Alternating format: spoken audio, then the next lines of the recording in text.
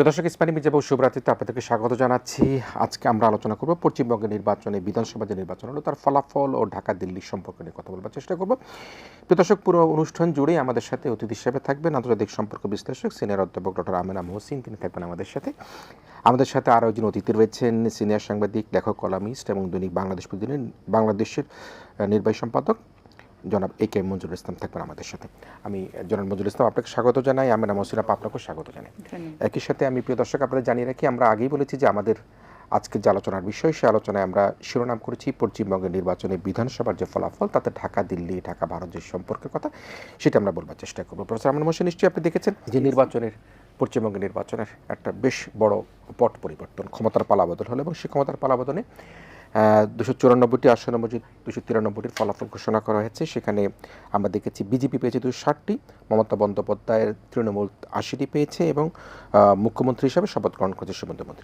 যে বিষয়টা আসলে মূলত বিষয় যে আমরা অন্তর্বর্তীকালীন সরকারের সময়, বিশেষ করে জুলাই অভ্যুত্থানের পরবর্তী সময় বাংলাদেশের সাথে ভারতের একটা টানাপোড়েন ছিল এবং সেই টানাপোড়ের ঘটনা প্রবাহের প্রেক্ষিতে বাংলাদেশের সাথে ভারতের অনেকগুলি অপ্রীতিকর ঘটনা ঘটেছে। আমরা দেখেছি যে বাংলাদেশের হাইকমিশন, ভারত বাংলাদেশ দুই জায়গায় কিন্তু একই ধরনের ঘটনা ঘটেছে। ক্রিকেট খেলা নিয়ে একটা উত্তেজনা তৈরি হয়েছে মুস্তাফিজকে কেন্দ্র করে, এবং একই সাথে যে পুশিন যে বিষয়টি, সে বিষয়েও কিন্তু আমরা দেখেছি যে এক ধরনের বেশ শঙ্কার জায়গা তৈরি হয়েছিল। সব মিলিয়ে এই যেটি পশ্চিমবঙ্গের বিধানসভা নির্বাচন হয়ে গেল, তৃণমূল কংগ্রেসের একটা পরাজয় হলো, মমতা বন্দ্যোপাধ্যায় তার নিজের আসন থেকেও কিন্তু তিনি পরাজিত হলেন, শুভেন্দু তিনি আজকেই তিনি দায়িত্বভার গ্রহণ করলেন। আপনি এই অবস্থার প্রেক্ষাপটে বাংলাদেশ ভারত, ভারত বাংলাদেশের বা ঢাকা দিল্লির সম্পর্কে আপনি কীভাবে দেখেন? দেখুন, আপনি যে ব্যাকগ্রাউন্ডটা টেনেছেন, আমরা তার যদি একটু পেছনেও যাই তাহলেও দেখব যে মোটামুটি শেখ হাসিনার সময় যখন উনি ক্ষমতায় ছিলেন, সেই সময় একটা যেটা বলা হতো যে সবচেয়ে বন্ধুত্বপূর্ণ সম্পর্ক, তার পেছনে যদি যাই, এই টানাপোড়েনগুলো কিন্তু টেনশন পয়েন্টসগুলো বাংলাদেশ ভারতে সম্পর্কে বরাবরই ছিল। এবং আওয়ামী লীগ পিরিয়ডেও যে টেনশন পয়েন্টসগুলো ছিল না তা না, আমরা বলতে পারি যে এগুলোকে অন্যভাবে রিজলভ করা হচ্ছিল বা ধামাচাপা দেওয়া হচ্ছিল, যেভাবেই আমরা আখ্যা দিই না কেন। কিন্তু দেখেন, ইন্টারিম রেজিমের সময় যে এত ভারত বিরোধী সেন্টিমেন্টটা কেন হয়েছিল, সেটা পিছনে একটা কারণ আছে। কারণ এই টেনশনগুলো সবসময় ছিল, এই কথাটাই আমি বোঝাবার চেষ্টা করছি যে এই টেনশনগুলো সবসময় ছিল। এগুলোকে ধরেন আমরা বা সেই সময়কার যারা ক্ষমতায় ছিলেন তারা অন্যভাবে এগুলোকে ট্যাকল করেছে, যেগুলো সাধারণ জনগণের কাছে গ্রহণযোগ্য ছিল না। এবং শেখ হাসিনার অতিমাত্রায় বা ভারত নির্ভরতা, সেটা একটা বিরাট কারণ ছিল।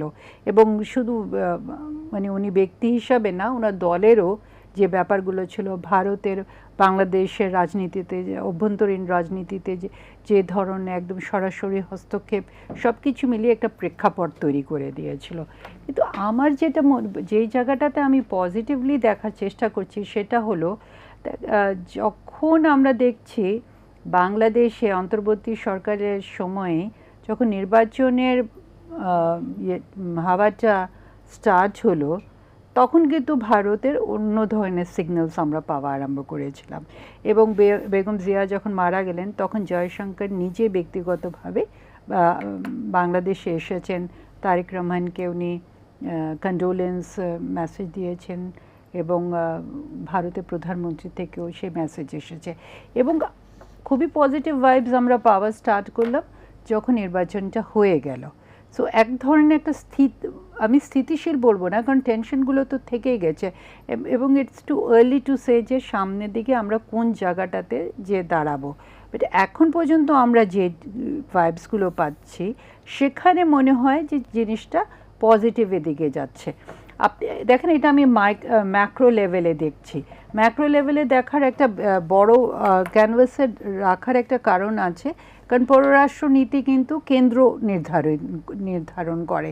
এবং ভারতের কিন্তু একটা বড় ধরেন ফ্রেমে তার ফরেন পলিসি পারসিউট হয়। তার এক ধরনের একটা রিজনাল অ্যাসপাইরেশন আছে, গ্লোবাল অ্যাসপাইরেশন আছে। ভারত নিজেকে একটা বিশ্ব ধরেন নেতা হিসাবেই তার একটা, it is one of the fastest growing economies in the world, সেই জায়গাগুলোতে ভারত নিজের একটা অবস্থান চাচ্ছে বিশ্ব রাজনীতিতে। এবং ভারতের আরেকটা যেটা হলো যে প্রতিবেশী প্রথম, নেবারহুড ফার্স্ট, সেই ধরনের ওদের একটা অ্যাটলিস্ট তারা বলে এই কথাটা, যেটা আমি গত ধরেন বেশ কয়েকদিন ধরে আমি বলেছি ইন্টারিম রেজিমের আগে বা ওই সময়টা আমি বলেছি যে এটা অ্যাকচুয়ালি ইন্ডিয়া ফার্স্ট নীতি ছিল, যে ধরনের বাংলাদেশের সাথে আচরণটা এসেছিল।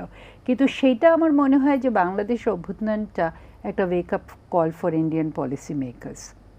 তারা বুঝতে পেরেছে বা বোঝা দরকার তাদের যে বাংলাদেশের জনগণ কী চায়, এবং বাংলাদেশের পালসটাকে ওরা ভুল রিড করেছিল, সেটা বলতে আমার কোনো দ্বিধা নেই। যে বা সাধারণ মানুষের সেন্টিমেন্টটাকে ওরা হয়তো ধরতে পেরেছে কিন্তু ধরেনি, বা এই জিনিসগুলো দেখেন এটা না বোঝার কোনো কারণ ছিল না, কারণ পরপর এতগুলো 3টা নির্বাচন হয়ে গেছিলো। বাট যেই জায়গাটাতে হলো এখন আমরা এই যে লোকেস পলিসি যদি আমি বলি, সেখানে তো বাংলাদেশের তাদেরকে মানে তাদের প্রয়োজন, এবং ভারত এটা ভালো করেই বুঝতে পারছে যে পট পরিবর্তন হয়ে গেছে এবং সেখানে বাংলাদেশের জনগণের সেন্টিমেন্টসটা কী ধরনের কাজ করছে সেই জায়গাগুলো আছে। তারপর যদি আমরা একটু দেখি এবং চীনের সাথে বাংলাদেশের সম্পর্ক, এগুলো ইম্পর্টেন্ট ভেরিয়েবলস হিসাবে কাজ করছে। তো মাইক্রো লেভেলে আপনি যদি আমাকে বলেন যে কলকাতায় মানে পশ্চিমবঙ্গের ব্যাপারটা, সেটা রাজ্য তো আর পররাষ্ট্রনীতি নির্ধারণ করে না, এবং কিন্তু যেটা হয় কি রাজ্যের অনেকগুলো ইস্যুসগুলো হয়তো পররাষ্ট্রনীতিকে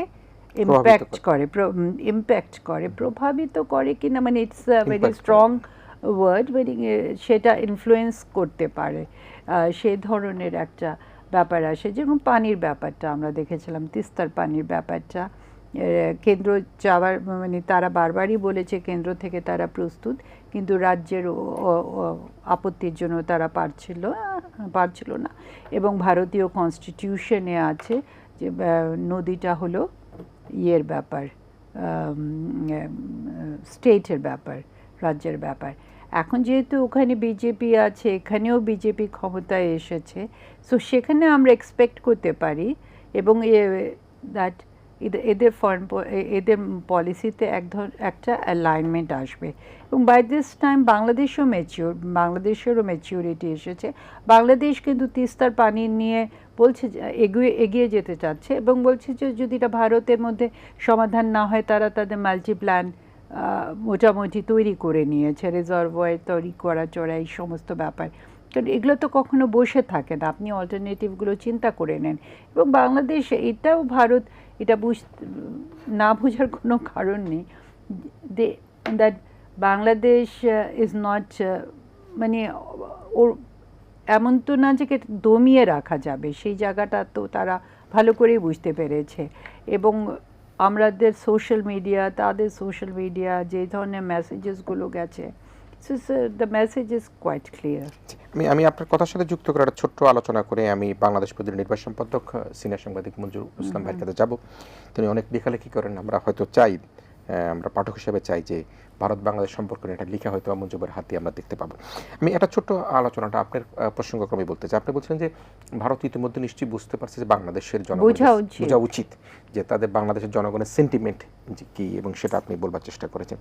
আমাদের কিন্তু ট্রানশিপমেন্ট নিয়েও কিন্তু এক ধরনের বিতর্ক ছিল বলা চলে বাংলাদেশের পক্ষ থেকে, বাংলা জনগণের পক্ষ থেকে। সেই সেন্টিমেন্টটা কি, মানে বাংলাদেশ মানুষের সেদিকে একটু কি সেন্টিমেন্ট বাংলাদেশ মানুষের, যেটা অতি নির্ভরশীলতা ছিল বিগত সরকারের ভারতের প্রতি, এবং ভারত জনগণ বাংলাদেশ জনগণ কাজ করবে, এবং আমাদের দেশের মানুষের সেন্টিমেন্ট আসলে কি ছিল সেটাকে একটু। না, আমাদের দেশে দেখেন সেন্টিমেন্টটা এটা না যে আমাদের দেশের লোকরা কিন্তু it would be wrong to say that we are anti Indian, আমি এটা মনে করি না। এটা অনেকগুলো নীতি হয়েছে, অনেকগুলো ইস্যুস এসেছে যার জন্য এগুলো এভাবে তৈরি হয়ে গেছে জিনিসগুলো। এখন যদি আপনি দেখেন সবসময় আমরা দেখেছি একটা অসমতাটা কাজ করেছে, যেটা ভারসাম্যহীনতাটার কথা বলা হয় না, সেই জিনিসটা কাজ করেছে। এবং আমি আবারও জোর দিয়ে বলছি, বিশেষ করে বিগত সরকারের সময় যে পলিসিসগুলো নেওয়া হয়েছিল এগুলো এতই ভারতের পক্ষে গেছে, এবং ধরেন ট্রানজিট বলেন, আপনি ট্রান্সশিপমেন্ট বলেন, এখানে আমরা টাকা পয়সা নেব না, ফিস তো একটা নর্মাল ব্যাপার সেখানে। তারপরে ধরেন আমাদের নির্বাচনের ব্যাপারে যে ধরনের জিনিসগুলো এসেছিল সেগুলো মানে ব্যালেন্সটা তাদের দিকেই চলে গেছিলো। সো সেই জায়গাটাতে আমি মনে করছি দ্যাট এত বড় যখন একটা অভ্যুত্থান হয়েছে এবং সেখানে এর ফলে এটা আমার কাছে, আমি এটা বারবারই যারা ইন্ডিয়ান অ্যানালিস্ট আছে, পলিটিক্যাল অ্যানালিস্ট, তাদের সাথে যখনই আমাদের আলাপ আলোচনা হতো আমরা এই কথাটা রেজ করেছি, দ্যাট ট্রাই টু আন্ডারস্ট্যান্ড যে একটা নতুন জেনারেশন বাংলাদেশে উঠে এসেছে। দেয়ার ইজ অ্যান ইন্টারজেনারেশনাল শিফট, একটা নতুন প্রজন্ম এসে গেছে। এই প্রজন্মর সেন্টিমেন্ট কিন্তু ভিন্ন ধরনের সেন্টিমেন্ট, এবং সেই জায়গাটাতে এই ভারত যদি ওই সেন্টিমেন্টটাকে না ধরে, না বুঝতে পারে যে এরা কী চাচ্ছে, তাহলে কিন্তু এটা ভারত বাংলাদেশের সম্পর্কের জন্য খুবই ক্ষতিকর হবে। সো এই ধরেন জুলাই আপরাইজিংয়ের পরে আমি জানি না, দেখেন আগেন ফরেন পলিসিতে কিন্তু টাচ অ্যান্ড গো থাকে, কিন্তু এক ধরনের ম্যাচুরিটি তো আসার কথা, তাই না?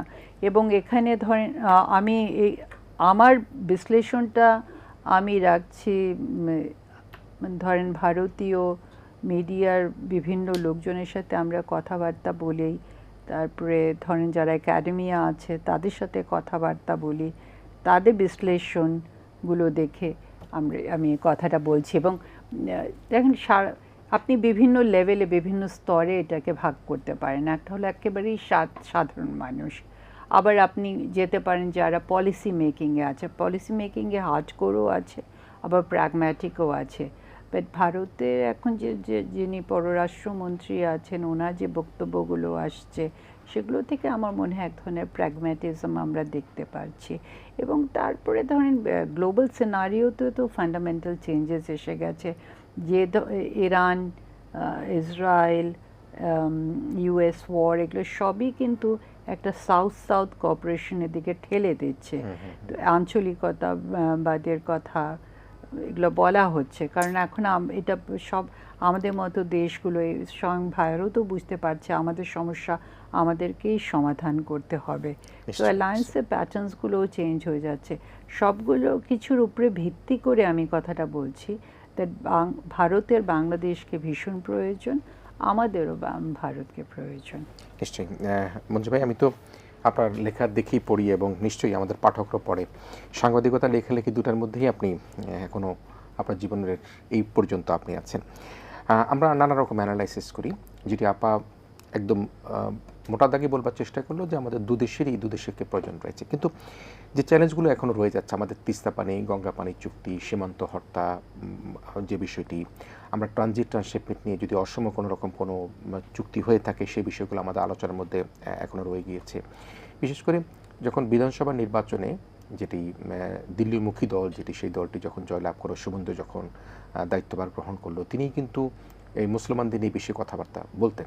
যদিও এটি হয়তো পলিটিক্যাল রেটরিক্স হতে পারে, নির্বাচনী কোনো কারণে তার মেঠো বক্তব্য হতে পারে, কিন্তু সে অবস্থার প্রেক্ষাপটে দুটা বিষয় যেটি আপা মোটা দাগে লক্ষ্য করেছেন, আপনিও কভার করেছেন, যে যখন মরহুমা বেগম খালেদা জিয়ার জানাজা অনুষ্ঠান অনুষ্ঠিত হয়, সে সময় কিন্তু ভারতের পররাষ্ট্রমন্ত্রী রয়েছেন, ভারতের প্রধানমন্ত্রী নরেন্দ্র মোদী তার কন্ডোলেন্স দিয়েছেন।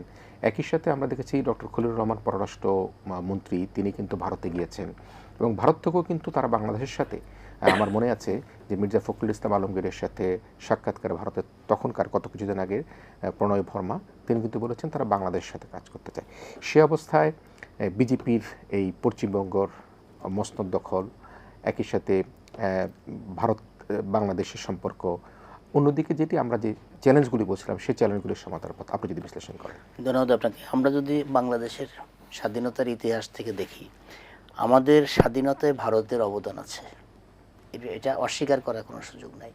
কিন্তু এই কথাটা ভারত প্রতিনিয়ত আমাদেরকে স্মরণ করিয়ে দেওয়ার চেষ্টা করছে, অতীতেও করেছে, এখনও করছে, যে তোমাদের স্বাধীনতায় আমাদের অবদান আছে। কিন্তু আমি যদি বলি যে পাকিস্তান ভেঙে দেওয়ার জন্য বাংলাদেশের 7.5 কোটি মানুষ যে আপনাদেরকে হেল্প করেছে, সেটা তো আপনারা আমরা তাদেরকে মনে করাই দিতে পারি না এই পর্যন্ত। এটা যদি আমরা মনে করাই দিতে পারতাম, তখন আমাদের তারা একটু অন্যভাবে চিন্তা করতো। আমরা সেটা করতে পারি না, এটা আমাদের ব্যর্থতা। এখন যেটা হলো যে আমরা সব চেঞ্জ করতে পারি, প্রতিবেশী তো আর চেঞ্জ করতে পারবো না। এমন তো হতে পারে, এমন না যে আমার বাংলাদেশের ভূখণ্ড আমি অন্য জায়গায় নিয়ে যাবো, এটা সম্ভব না। প্রতিবেশী চেঞ্জ করা সম্ভব না। এখন এই প্রতিবেশীর সাথে সম্পর্কটা এই পর্যন্ত যা হয়েছে, বিশেষ করে যদি আমরা আওয়ামী লীগ আমলটা দেখি, 16 বছরের সময়টা, ভারত মনে করেছে যে আওয়ামী লীগ হলো তাদের জন্য নির্ভরযোগ্য একটা রাজনৈতিক দল, আওয়ামী লীগ থাকলেই তাদের সব হয়। এবং সেই সময়ে প্রধানমন্ত্রী শেখ হাসিনা নিজেই কিন্তু বলেছেন যে অনেক কিছু দিয়েছেন তাদেরকে। তার মানে তার হুবহু সেন্টেন্সটা আমার মনে নাই, কিন্তু ল্যাঙ্গুয়েজটা এরকম, আমরা অনেক কিছু দিয়েছি যেটা এই পর্যন্ত কেউ দিতে পারে নাই। ওই সময়ে আমরা দেখেছি যে ইন্ডিয়া অনেক কিছু নিয়েছে, দিয়েছে কম এই জন্য, কারণ দেওয়ার জন্য প্রেশারটা তৈরি হয় নাই। ওইটা না হওয়ার কারণ হলো যে 16 বছরের যে শাসন, এই শাসনটাই ছিল 100% ইন্ডিয়ার ব্লেসিংস নিয়ে। সেইখান থেকে কিন্তু এই যে আমরা বলি যে 24-এর গণ অভ্যুত্থান যে ক্ষোভ, এই ক্ষোভ কিন্তু এককভাবে শেখ হাসিনা বা আওয়ামী লীগ গভর্নমেন্টের উপর না। এই ক্ষোভটা মেজরিটি মানুষের ক্ষোভ ছিল, বিক্ষুব্ধ অবস্থা ছিল ইন্ডিয়ার উপরে। কারণ তাদের ক্ষোভটা এই জন্যই যে ইন্ডিয়া যদি এরকম নগ্নভাবে 3টা নির্বাচনে আওয়ামী লীগের পক্ষে না থাকতো, তবে আওয়ামী লীগ 3টা নির্বাচনে পরপর বিজয়ী হতে পারতো না। সে কারণেই এই 24-এর আন্দোলন থেকে শুরু করে পুরো 18 মাস এবং এর আগে পরের সময়টার মধ্যে বাংলাদেশে অ্যান্টি ইন্ডিয়ান সেন্টিমেন্ট যত বেশি হয়েছে, গত 54 বছরে এরকম অ্যান্টি ইন্ডিয়ান মানে ওয়েব বাংলাদেশে কিন্তু তৈরি হয় নাই। আমার মনে হয় যে এই জায়গাটাই ইন্ডিয়া বুঝতে পেরেছে। বুঝতে পারার কারণে ইন্ডিয়ার আমার মনে হয়েছে যে ডিপ্লোমেট দিয়ে হচ্ছে না, এই প্রবলেমটা ডিপ্লোমেট দিয়ে তারা করাইতে চাচ্ছে না। সে কারণে নবনিযুক্ত যে হাই কমিশনার যিনি আসতেছেন, তিনি কিন্তু একজন পলিটিশিয়ান, একদম সিনিয়র পলিটিশিয়ান, মন্ত্রী ছিলেন দীনেশবাবু। একজন পলিটিশিয়ান যেটা পারে, একজন ডিপ্লোমেট অনেক কিছুই সেটা পারে না। ডিপ্লোমেসির তার নিজের যে গণ্ডিটা, এই গণ্ডিটা সে পার করতে পারে না। কিন্তু একজন পলিটিশিয়ান কিন্তু বাংলাদেশের এক পলিটিশিয়ানের বেডরুমে চলে যাবে, সে কিন্তু ওই যে চিন্তা করবে না, তার মধ্যে ওই প্র্যাকটিসটা কিন্তু বহন করে। তা আমার মনে হয় যে বিজেপি গভর্নমেন্ট বুঝতে পেরেছে অনেক আগে থেকেই যে এবার পশ্চিমবঙ্গ বিজেপির হবে। কারণ যখন বিজেপির নির্বাচনের আগে নরেন্দ্র মোদী যখন আসছিলেন, তখন কিন্তু বলে গিয়েছিলেন যে এখানে আবার আমি আসব, আমি শুভেন্দুকে মুখ্যমন্ত্রীর শপথ অনুষ্ঠানে আসব। এই কথা কিন্তু নরেন্দ্র মোদী বলে গিয়েছিলেন কলকাতা থেকে যখন সর্বশেষ তিনি সমাবেশ করে যান। তো সেইটাই হয়েছে। এদিক দিয়ে ডিপ্লোমেটকে টাইম পার হওয়ার পরে ডিপ্লোমেটকে সরিয়ে একজন পলিটিশিয়ানকে দিলেন, তার মানে প্রস্তুতিটা আছে। এদিক দিয়ে তাদের বর্ডারের প্রস্তুতি, আমাদের বর্ডারের প্রস্তুতি, ওই পারে তাদের দল, এই পারে একজন পলিটিশিয়ান, সেটাও বিজেপির। আরেকটা বিষয় আপনি লক্ষ্য করবেন যে এই যে আমাদের বর্ডার এলাকার অনেকগুলো আসন কিন্তু আমাদের দেশের জামাত ইসলাম পেয়েছে। এইটাও কিন্তু তাদের জন্য একটা অ্যালার্মিংভাবেই তারা দেখছে। তো এই যে দুইটা মানে মেরুকরণ যদি আমরা এইভাবে ব্যাখ্যা করি যে তারা যেরকম ধর্মভিত্তিক রাজনীতিটা করে, যেটা গেরুয়া হিসাবে তাদেরকে আখ্যায়িত করা হয়, একইভাবে এইখানেও তো ধর্মভিত্তিক আরেকটা দল বর্ডার এলাকার আসনগুলোতে তারা ভালো করেছে। এই দুইটার জন্যই কিন্তু এইখানে যারা আছে তারাও ওই গেরুয়াদের অন্যভাবে দেখছে। যেমন আজকে জামাতের আমির যেটা বলেছেন যে মানে ধর্মের ট্যাগিং না করার জন্য, তো ধর্মের ট্যাগিং তো পলিসিটাই তো এখানে নির্বাচনটাই তো হচ্ছে ধর্মের ট্যাগিং দিয়ে। টোটাল পশ্চিমবঙ্গের নির্বাচনটাই কিন্তু হয়েছে ধর্মের ট্যাগিং দিয়ে। একইভাবে আরেকটা বিষয় আপনি দেখেন যে শেখ হাসিনা সম্পর্কে শুভেন্দু কিন্তু একটা কথা বলেছিল যে শেখ হাসিনা এখনও বাংলাদেশের প্রধানমন্ত্রী এবং তিনি বাংলাদেশে যাবেন এবং স্যালুট নিয়ে যাবেন, এরকম একটা কথা কিন্তু বলেছিলেন। আজকে শেখ হাসিনা ও শুভেন্দুকে অভিনন্দন জানিয়েছেন। এইটাও কিন্তু মিলানো হচ্ছে যে শেখ হাসিনার সাথে বিজেপির সম্পর্ক এবং শুভেন্দুর সাথে বিজেপির সম্পর্ক, নির্বাচনের আগে শুভেন্দু যে কথাটা বলেছিল সেটা মিন করেছে কিনা এখন আমাদের দেখার ব্যাপার হলো ভারত কি চায়। ভারত যদি চায় বাংলাদেশের সাথে স্বাভাবিক সম্পর্ক হবে, প্রতিবেশীমূলক সম্পর্ক হবে, ভারতকে বাংলাদেশের অমীমাংসিত অনেকগুলো বিষয় মীমাংসা করতে হবে। আমাদের এখন দেখার ব্যাপার হলো তিস্তাটা এতদিন বলা হয়েছিল, যেটা আপা বলেছেন যে কেন্দ্র বলেছে যে আমরা রাজ্যের কারণে পারি না। এখন তো রাজ্য আর কেন্দ্র এক হয়ে গেছে। এখন আমরা দেখতে চাই রাজ্য না কেন্দ্র কোনটা ফ্যাক্টর ছিল। যদি আমাদের তিস্তা হয়ে যায় তখন আমরা বুঝবো রাজ্য আর কেন্দ্র এক হওয়ার কারণে এটা হয়ে গেছে। আর যদি এটা না হয় তখন আমরা বুঝবো যে অতীতে যা হয়েছে সেটা জাস্ট একটা ব্লেম গেম হয়েছে। আমাদের গঙ্গার চুক্তি কিন্তু শেষ হয়ে যাবে। এখন গঙ্গার চুক্তিটার কি অবস্থা আছে সেটাও আমাদের এখন করতে হবে। আমাদের গভর্নমেন্টের আপনারা যেটা বলেছেন যে ঠিকই আমাদের এটা ম্যাচুরিটি আসছে, আমাদের বিকল্প প্রস্তুতি আমাদের গভর্নমেন্ট নিচ্ছে। ইতিমধ্যে তিস্তাতে চায়নাকে ইনক্লুড করার একটা প্রক্রিয়া কিন্তু শুরু হয়েছে। বাংলাদেশের গভর্নমেন্টের এবং সরকারের একটা ডেলিগেট অলরেডি চায়না থেকে ভিজিট করে আছে, যেটা মির্জা ফখরুল ইসলাম আলমগীরের নেতৃত্বে। তো প্রেশার কিন্তু আছে যে আমরা চায়নার পক্ষে কিন্তু আছি। আমরা চায়নার সাথে সম্পর্ক চাই, আমরা আমেরিকার সাথে আবার ভারতের সাথে সম্পর্ক চাই। আরেকটা ব্যাপার এখানে দেখেন যে মিডল ইস্টের ক্রাইসিস যখন শুরু হইলো, যখন ইরান সংকটটা তৈরি হলো, যুদ্ধ হইল, তখন কিন্তু পাকিস্তানের গুরুত্বটা বেড়ে গেল।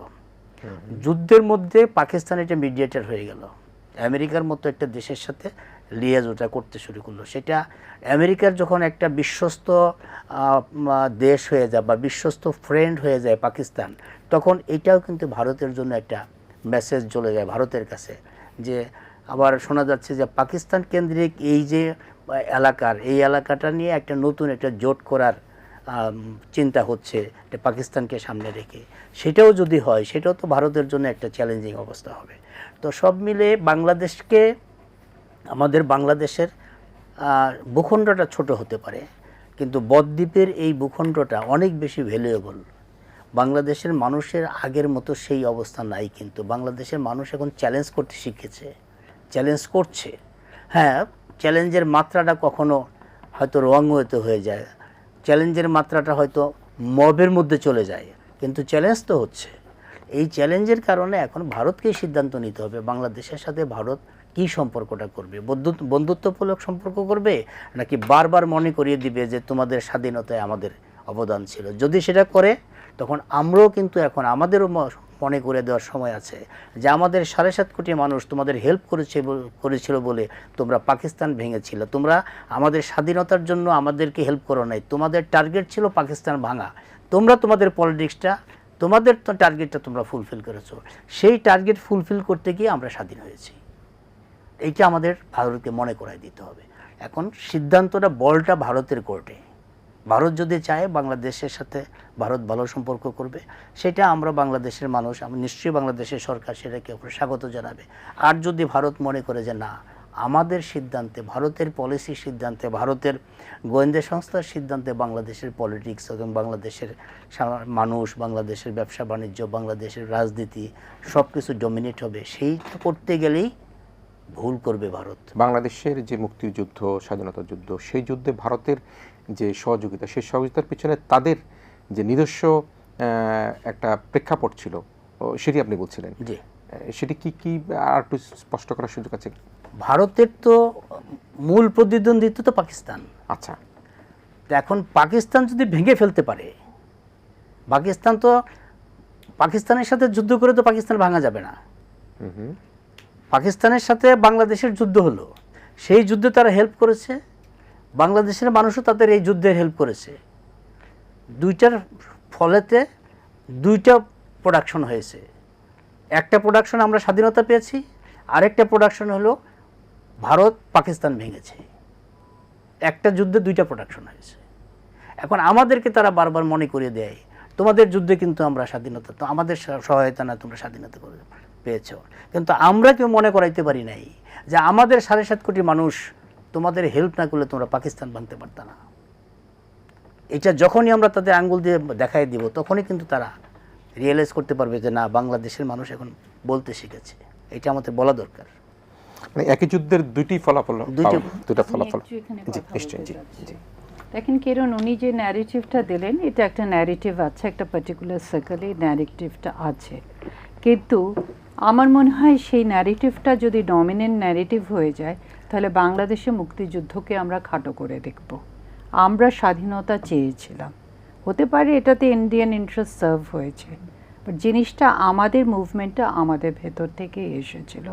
আর লেট আস ফেস ইট, যে আমাদের মুক্তিযোদ্ধারা এটা করেছিল এবং আমরা চেয়েছিলাম পশ্চিম পাকিস্তান আমাদের উপরে অনেক অন্যায় হচ্ছিল এবং সেই একটা পুরো সংগ্রামের মধ্যে দিয়ে এই স্বাধীনতাটা অর্জন হয়েছে।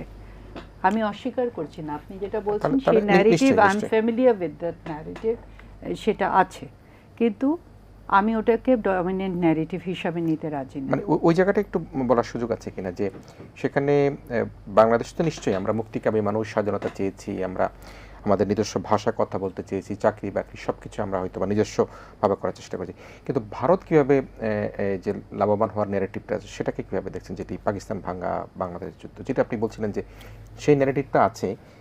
না, আমি বলছি তো এই কথাটা, যে আমি জানি, I am familiar with this narrative, এটা আমি শুনেছি কথাগুলো, কিন্তু আমি এটাতে সাবস্ক্রাইব করব। ভারতের লাভ হতে পারে, কিন্তু সেই কারণেই যে তারা আমাদের মুক্তিযুদ্ধে এসেছে, সেই ধরনের ইয়েতে দেখেন, এই আমার মনে হয় না যে আমরা এই সময়টাতে দাঁড়িয়ে এইটা নিয়ে তর্ক করার আমাদের জায়গা, যে কোন জায়গাটাতে আছে, তাই না?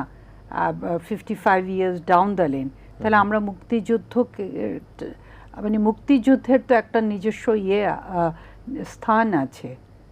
71কে তো 71 এই এত মানুষের যে সংগ্রাম, সব এত আন্দোলন, সেটার বিরুদ্ধে সেখানে থেকেই তো 71 আসলো। তো আমি তো পুরো প্রসেসটাকে এটা তো শুধু 9 মাসের যুদ্ধ ছিল না কিরণ, নিশ্চয়ই এটা 48 সাল থেকে সংগ্রামটা আরম্ভ হয়েছে, যখন আমি আমার ভাষায় কথা বলতে চেয়েছি।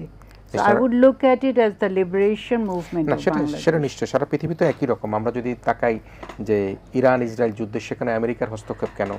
আমরা যদি গাজায় আক্রমণের কথা দেখি, সেখানেও একটা বিদেশি শক্তির হস্তক্ষেপ। সবকিছু মিলেই কিন্তু একটা ভূ রাজনীতির প্রেক্ষাপট থাকে, সেটি ভূ রাজনৈতিক। তাহলে তো সেরকম ধরতে গেলে চায়না তো তখন আমাদেরকে সাপোর্ট করেনি, চায়না নিজস্ব একটা পলিসি ছিল। তা আজকে তো চায়না আমাদের one of the most trusted ally. America আমাদেরকে সাপোর্ট করেনি, তাই না? আমেরিকা তো ইনফ্যাক্ট পাকিস্তানকে টোটালি সাপোর্ট করেছে, কারণ আমেরিকান ইন্টারেস্টেড ছিল। বাট আমি ঠিক এইখানে আজকে না, আপনার আমার ন্যারেটিভের সাথে আপনার এক হইতে হবে এমন না, কিন্তু আমি যেটা বিশ্বাস করি সেটা হলো যে আমার তো স্বাধীনতায় ভারতের যে অংশগ্রহণ, সেটা ভারত যখন বারবার মনে করাই দিবে যে তোমার ভারত, দেখেন এই যে বিভিন্ন কারণেই তো ভারত আমাকে মনে করাই দিচ্ছে, বা ভারত তো আজকে বাংলাদেশে ভারত বিরোধী যে সেন্টিমেন্ট হয়েছে, সেটা তো বাংলাদেশে ভারতের দাদাগিরির কারণে হয়েছে। এই যে ওরা যে আমাদেরকে মনে করিয়ে দিচ্ছে, এটার জন্য আমরাও অনেকটা দায়ী।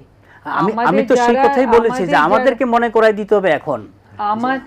আমরা দায়ী, কারণ আমাদের যারা ক্ষমতায় ছিল তারা বারবার এই জিনিসগুলোকে, আমি গত 16 বছর যারা ছিল তারা বারবার এই জিনিসগুলোকে সামনে এনেছে বারবার, সেই জায়গাটা আছে। কিন্তু বাংলাদেশের মুক্তিযুদ্ধটা 71টা আমি মনে করি আমাদের সাধারণ মানুষের একটা স্ফূর্ত, একটা এই জায়গাটায় আপনার সাথে আমি একমত। কিন্তু আমরা যে 16 বছরের কথা আপনি বললেন, দেখেন আমাদের যখন বিজয় দিবস পালন হতো, আমাদের দেশের মুক্তিযোদ্ধাকে যতটুকু সম্মান দেওয়া না হতো, ইন্ডিয়ার যারা আমাদেরকে মুক্তিযুদ্ধে তাদের বাহিনীর যারা নেতৃত্ব দিয়েছে, তাদেরকে অনেক বেশি সম্মান দিয়ে এখানে সম্মানিত করা হয়েছে। সেটা নিয়ে আপনি তর্ক করতে পারেন। সেই জায়গাটায় তাদেরকে এত বেশি, আমার দেশের মুক্তিযোদ্ধা প্রত্যেকটা সেটা নিয়ে আপনি তর্ক করতে পারেন, সেটা নিয়ে আমরা সেটা নিয়ে আপনি একটা আলোচনা করতে পারেন। কিন্তু আমরা বাংলাদেশ অর্জন করেছি ওদেরকে হেল্প করা, এই ন্যারেটিভে আমি একেবারেই যেতে চাই। আমি বলছিলাম বাণিজ্য ঘাটতির কথা বলছিলাম, পুশ ইন পুশ ব্যাক, সেটা তো আমরা আগে আলোচনা করেছি, এবং আমরা ট্রানজিট, ট্রান্সশিপমেন্ট, সীমান্ত হরতাল সব কিছু বলেছি। এখানে আমরা ভারতের পররাষ্ট্র মন্ত্রণালয়ের মুখপাত্র রণবীর জয়সওয়াল গত দুদিন আগে তিনি তার একটা প্রেস ব্রিফিংয়ে বলেছেন ভারতের অবৈধ অবস্থানরত বাংলাদেশিদের ফেরত পাঠাতে ঢাকা সহযোগিতা চেয়েছেন। এখন কারা কারা অবৈধ মানে ভাবে আছেন সেটি হয়তো স্পষ্ট আমরা বুঝতে পারিনি। এই বিশ্লেষণটি এবং একই সাথে আমাদের বাণিজ্য ঘাটতি, আমাদের এই যে দেখা যাচ্ছে যে সীমান্ত হত্যার কথা যদিও আমরা বলবার চেষ্টা করি, গত পরশু দিনে বোধহয় দুজন মারা গিয়েছে। তো আপনি রণধীর জয়সওয়ালের যে বক্তব্য সেটাকে আপনি কীভাবে দেখেন, এবং আপনার এই যে বাণিজ্য ঘাটতি সীমান্ত হত্যার এবার বিশ্লেষণ? দেখুন, বাংলাদেশের কিন্তু একটা স্ট্যান্ডিং পজিশন আছে যে যদি ভারত প্রমাণ করতে পারে যে ওখানে বাংলাদেশের নাগরিক অবৈধভাবে বাস করছে, তাহলে বাংলাদেশ তাদেরকে ফেরত নিয়ে নেবে। এবং এটা কতগুলো জিনিস আমাদেরকে মাথায় রাখতে হবে। এই জিনিসটাকে না, আমি ওদের এই লিগ্যাল পজিশনটাকে ঠিক আমি এভাবে দেখতে চাই না। আমার মনে মানে ভারত ইউজুয়ালি যেটা হয়, এরকম নেবারিং কান্ট্রিজ তারা যদি ভালো সম্পর্ক চায়, যে তখন যে জায়গাটাতে অবস্থান করা উচিত সেটা হলো যে আপনি একটা ওয়ার্ক পারমিট দিতে পারেন, যে আমার দেশের নাগরিক ওখানে যে কাজ করলো আবার ফেরত এসে গেল। আমি এদের কথা বলছি না যাদেরকে ওরা বলছে বাস করছে, আবার ভারতের তো নাগরিকরা বাংলাদেশে কাজ করছে, তাই না? এবং এটাই কিন্তু ভালো, যে গুড নেবারলিনেস যেটা বলা হয় সে ধরনের আপনি সেটারই প্রমাণ। এখন আপনি বর্ডারকে কীভাবে দেখবেন? অ্যাজ স্পেসেস অফ সেপারেশন, যেটা আপনাকে একেবারে বিভক্ত করে দিচ্ছে না, এই বর্ডারের মধ্যে দিয়ে যাতায়াত হচ্ছে, আমি আমার নাগরিকত্ব আছে, আমার নাগরিকত্ব নিয়ে ওখানে যে কাজ করছি আবার আমি ফেরত এসে যাচ্ছি। এগুলো নিয়ে কিন্তু অনেক লেখালেখি, অনেক রিসার্চ হয়েছে, যে কিছুক্ষণ একটা টাইম পিরিয়ড দিয়ে দিলাম যে এর মধ্যে দিয়ে মানুষ যায় না, কাজ করে, মাইগ্রেশন করে, আবার ফেরত এসে যায়, সেই ধরনের ইয়ে।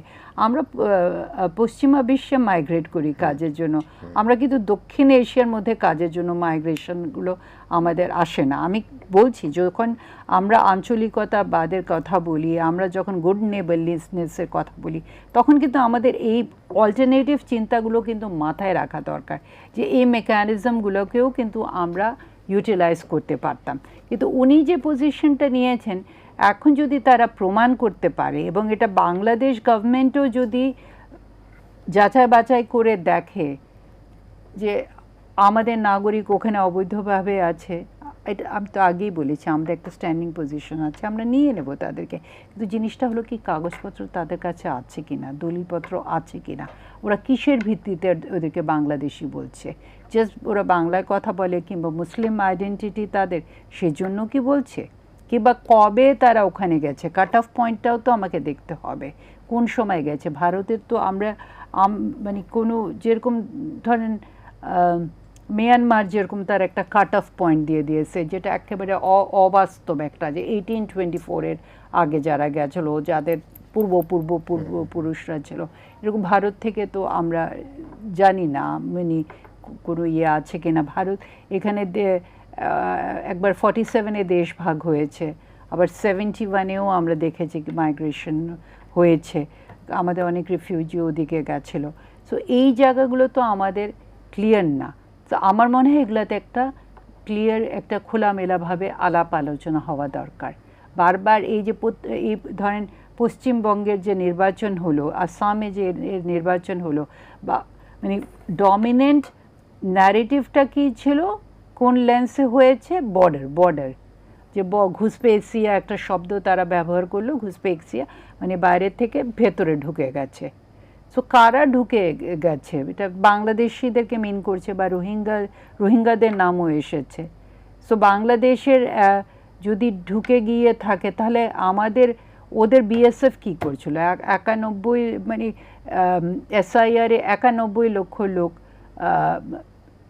বাদ পড়েছে, তার মধ্যে 27 লক্ষর কেস আন্ডার ইনভেস্টিগেশন আছে, তদন্তের মধ্যে দিয়ে যাচ্ছে। সো এই জায়গাগুলো আমাদের দেখা দরকার, যে এটা কিভাবে সম্ভব, তাই না? তো আমার মনে হয়, এবং India is not a good option for Bangladeshis.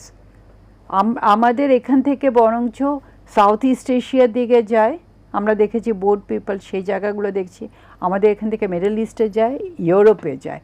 India তো ইকোনমিক্যালি খুবই রিচ একটা কান্ট্রি না, ইন্ডিয়াতে তো নিজেই অনেক পভার্টি আছে, আনএমপ্লয়মেন্ট আছে, সেখানে আমরা ওখানে যে কি করব, একদমই মার্জিনাল লেভেলে হয়তো কিছু যেতে পারে, সেভাবে তো এখান থেকেও তো আমরা আসলে ঠিক এই মুহূর্তে মনে নেই, সিপিডির একটা স্টাডি ছিল যে ইন্ডিয়ান এখান থেকে কত পার্সেন্ট রেমিটেন্স যেন ইন্ডিয়াতে যায়, সে ধরনের কত বিলিয়ন ডলার চলে যায় প্রতি বছরে, প্রতি বছর চলে যায়। সো ওই জায়গাগুলো তো আছে, তাই না? সো আমার মনে হয় এগুলো কিন্তু কোনোটাই আমরা নন নেগোশিয়েবল না, and Bangladesh is open to it. আমরা এগুলো কথাবার্তার মাধ্যমে এগুলো আমরা সমাধান করতে পারি ইস্যুসগুলো। মানে সেই প্রসঙ্গটা যদি হয় যে আপনি বলছিলেন যে 47-71 সেখানে তো একটা দেশ ভাগ হয়েছিল, সেই সময় একটা প্রেক্ষাপট ছিল, এবং যেটা বলা হয় যে যারা হিন্দু সম্প্রদায় তারা ওখানে গেলে তাদের নাগরিকত্ব তারা সহজে দিয়ে দিচ্ছে, আধার কার্ড দিয়ে দিচ্ছে, এরকম নানা রকমভাবে হ্যাঁ, এগুলো খুবই আনএক্সেপ্টেবল।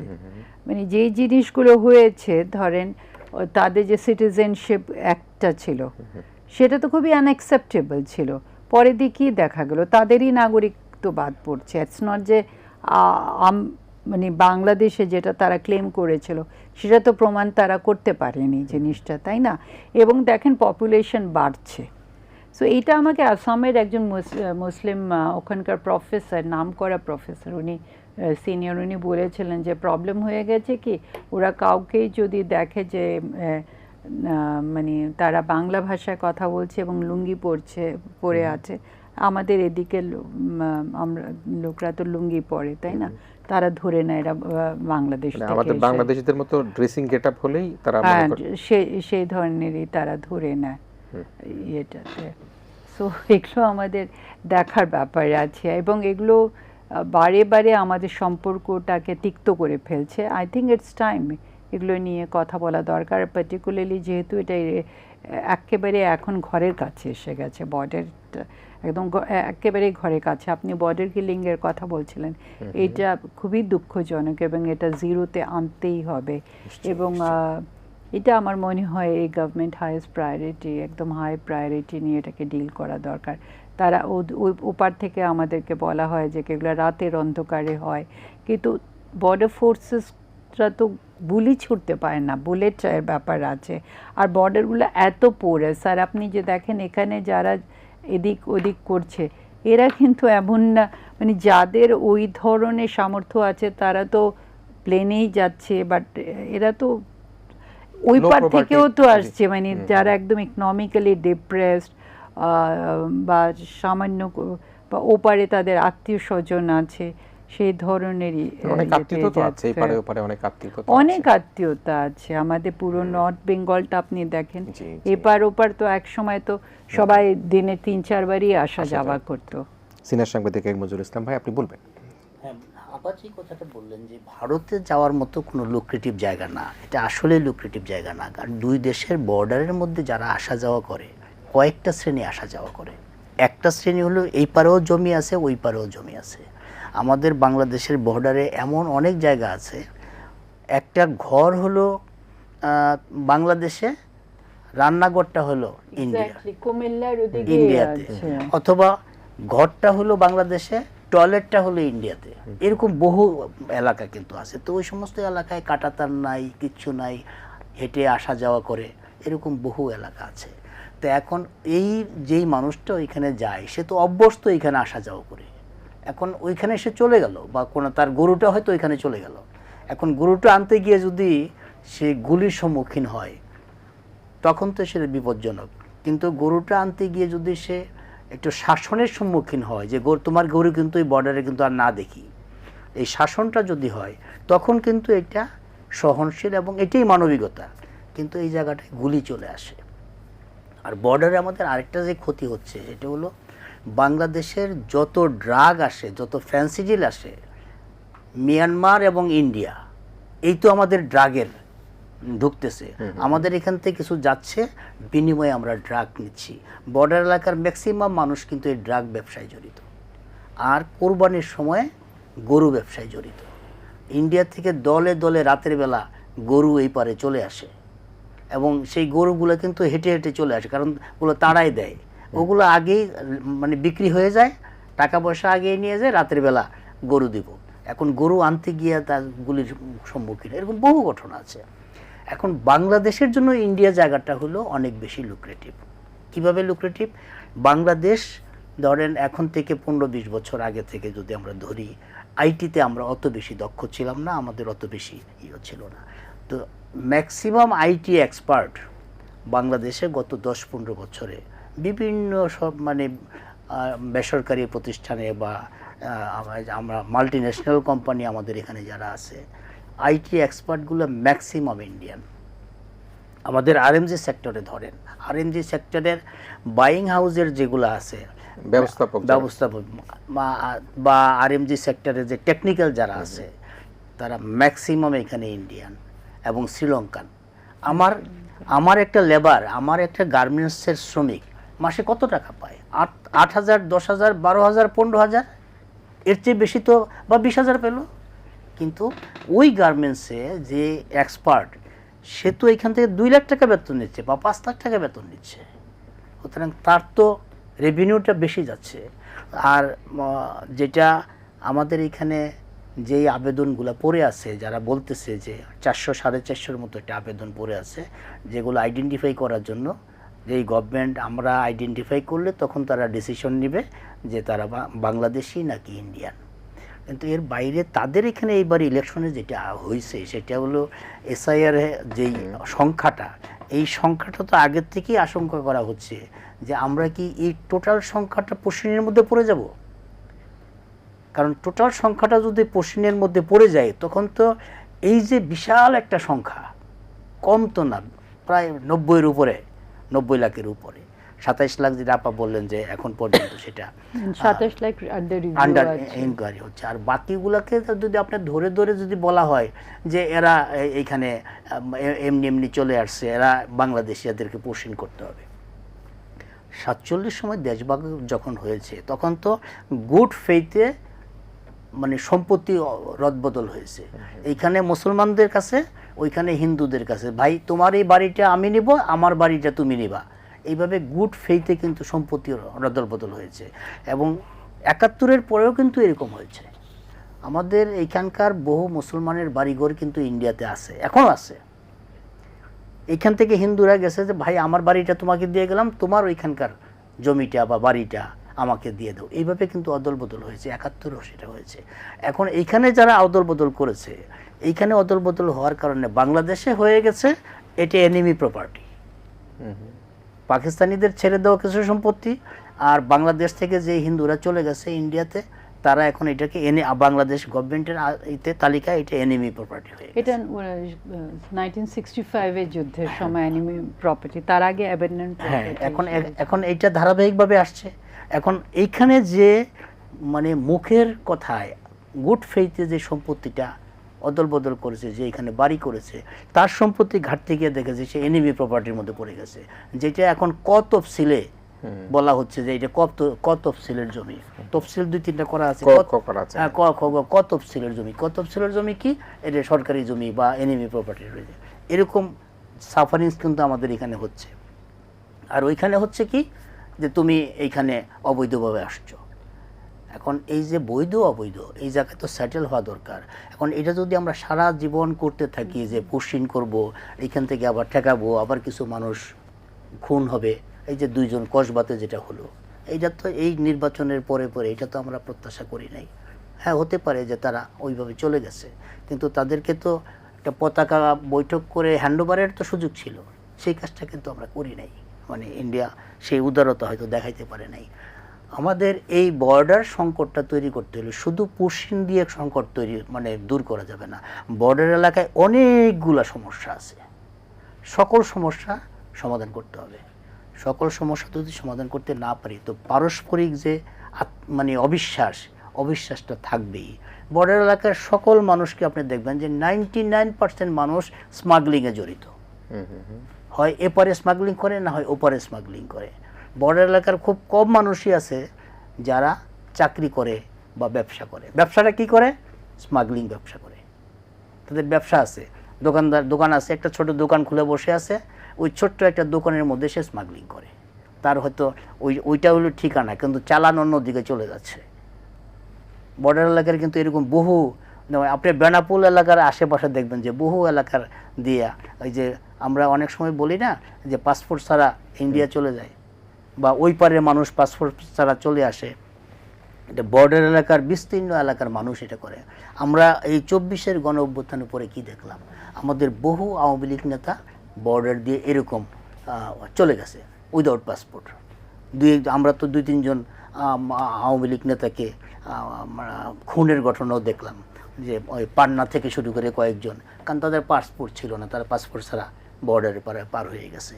তো এরকম সংকট যখন হবে, তো বর্ডার এলাকার নানামুখী সংকটের মধ্যে কিন্তু আমরা 2 দেশেই আছি, শুধু যে ভারত আছে এমন না, আমরাও কিন্তু নানা রকম সংকটের মধ্যে আছি।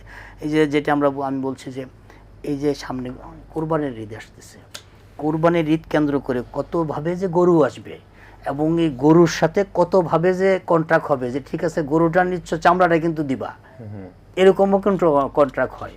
না হলে বাংলাদেশে একটা গরুর দাম হলো ধরেন 1 লাখ টাকা, সেই গরুর চামড়াটা বিক্রি হয় হলো 1000 টাকায়, কিন্তু সেই গরুতে হয়তো 20টা জুতা হয়, একটা জুতার দাম হলো 10,000 টাকা।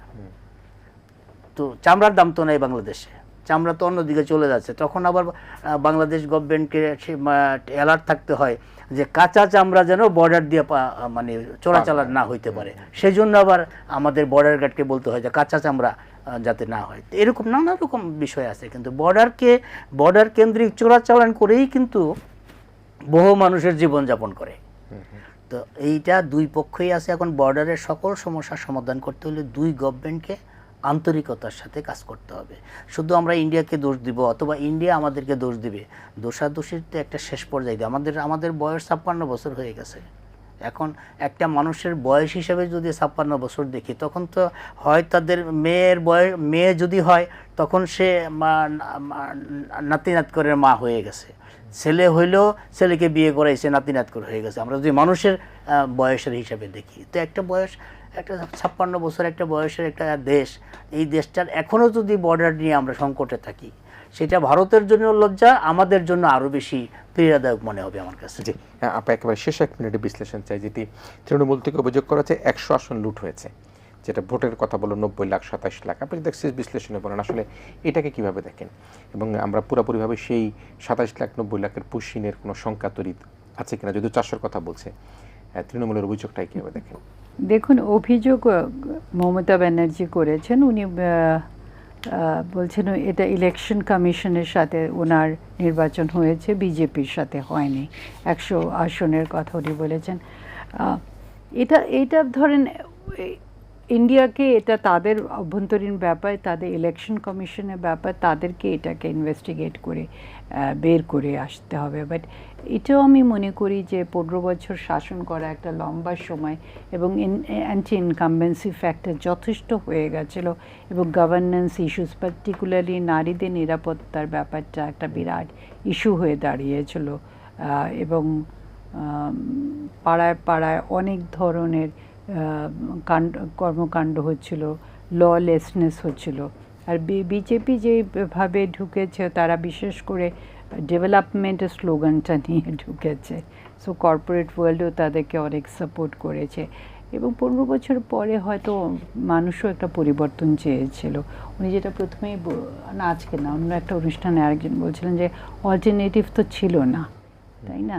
তো আমার মনে হয় যে হয়তো 100 না হলেও কিছুটা এদিক ওদিক হতেও পারে, but 100 is too big as number.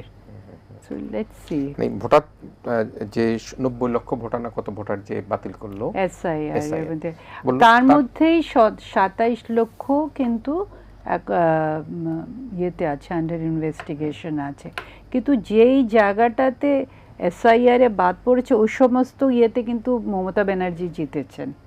আচ্ছা আচ্ছা, তাহলে যে জায়গায় এসআইআর বাদ পড়েছে মমতা ব্যানার্জি জিতেছেন। আচ্ছা, ঠিক আছে। যাই হোক, আমরা শেষে একটা আলোচনা, সেটি দুজনেই একই কথা, সেটাতে শুভকামনা থাকলো বাংলাদেশ ভারত 2 দেশের প্রতি, যাতে আমরা আমাদের যে অমীমাংসিত বিষয়গুলো সেগুলো একটা উইনিং সিচুয়েশনের মধ্যে দিয়ে সমাধান করতে পারি। সীমান্ত অর্থ আমরা চাই না, আমরা বাণিজ্য যে ঘাটতি, সে ঘাটতিটাকে আমরা একটা সমপরিমাণে আনার চেষ্টা করতে হবে। আমরা যে দুদেশের মধ্যে যে ট্রানশিপের যে বিষয়গুলো, সেগুলো সমাধান করতে হবে। তিস্তা গঙ্গা পানি, সেগুলো কিন্তু আমাদের সমাধানের পথে। আমরা নিশ্চয়ই দুদেশেরই দুই সরকার মিলে সেগুলো সমাধান করবে আশা ব্যক্ত করে আমাদের আজকের অতিথি সিনিয়র অধ্যাপক ডক্টর আমেনা মহসিন, সিনিয়র সাংবাদিক কে মঞ্জুরুল ইসলাম, দুজনকে ধন্যবাদ জানিয়ে আজকের ইসমানী মির্জাপুর শুভরাত্রি এখানে শেষ করছি। আপনারা ভালো থাকবেন, সবাই মিলে ভীষণ ভালো থাকবেন।